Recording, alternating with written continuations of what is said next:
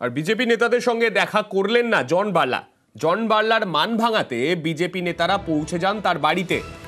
বার্লার বাড়িতে আলিপুরদুয়ারের বিজেপি প্রার্থী মনোজ টিগ্গা তিনি নিজে পৌঁছে গিয়েছিলেন। তারপর কি হলো, আমাদের প্রতিনিধি রকি রয়েছেন আমাদের সঙ্গে। রকি, স্থানিক তোমাকে বলে রাখতে চাইবো যে জন বার্লা কিন্তু রীতিমতো ক্ষোভ দেখেছেন মনোজ টিগ্গার বিরুদ্ধে। তিনি যেহেতু কোনো টিকিট পাননি ইলেকশন লড়ার জন্য, সেক্ষেত্রে কিন্তু তিনি বিস্ফোরক মন্তব্য করেছেন মনোজ টিগ্গার বিরুদ্ধে। এমনকি তিনি রীতিমতো দলের নেতাদের বিরুদ্ধে কিন্তু সুর চড়িয়েছেন। এই খবর কিন্তু আমরা গতকাল দেখিয়েছিলাম এবং এরপরে কিন্তু শোরগোল পড়ে গিয়েছে বিজেপি অন্দরমহলে। আজ সকাল সকাল কিন্তু মনোজ টিগ্গা এবং তার সঙ্গে কিন্তু রাজ্য নেতৃত্ব বিজেপি রীতিমতো চলে আসেন জন বার্লার বাসভবনে এবং দীর্ঘক্ষণ কিন্তু বাসভবনে বসে থাকেন মনোজ টিগ্গা। বাইরে বসে থাকার পরেও কিন্তু জন বার্লা দেখা করলেন না তাদের সঙ্গে। এই বিষয়ে কিন্তু চাপানত আরো বাড়তে শুরু করেছে। মনোজ টিগ্গার সঙ্গে যখন আমরা কথা বলতে চাই, তিনি কিন্তু সম্পূর্ণ বিষয়টি এড়িয়ে যাওয়ার চেষ্টা করেন। তিনি বলেন যে জন বার্লা হয়তো বা কাজে রয়েছেন, এই কারণে দেখা করলেন না। কিন্তু এই জন বার্লার তরফে কি কোনো এখনো পর্যন্ত প্রতিক্রিয়া পাওয়া গেছে? এখন পর্যন্ত কিন্তু জন বার্লার তরফ থেকে কোনো রকম প্রতিক্রিয়া পাওয়া যায়নি, কারণ গতকালে কিন্তু তিনি বিস্ফোরক মন্তব্য করেছেন।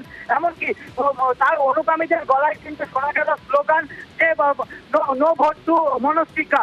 এটাই কিন্তু চাপানোতর আরো বাড়তে শুরু করেছে বিজেপি অন্দরমহলে।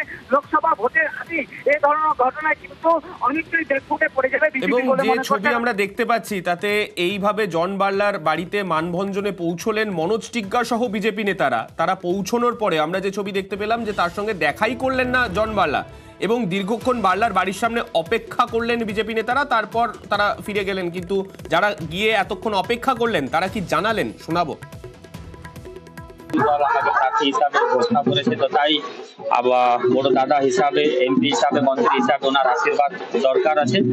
তো উনি বিশেষ কাজে ব্যস্ত আছেন এবং যেহেতু আমরা ডিমান্ড করেছিলাম যে মাদারিহাটে কাঞ্চনকন্যার স্টপেজ দিতে হবে, তো সেখানকার স্টপেজ আজকে ডেট দিয়েছে ডিআরএম সাহেব, তো উনি সেখানে ব্যস্ত আছে, সেই জন্য এখানে আবার আমি এসে দেখা করবো।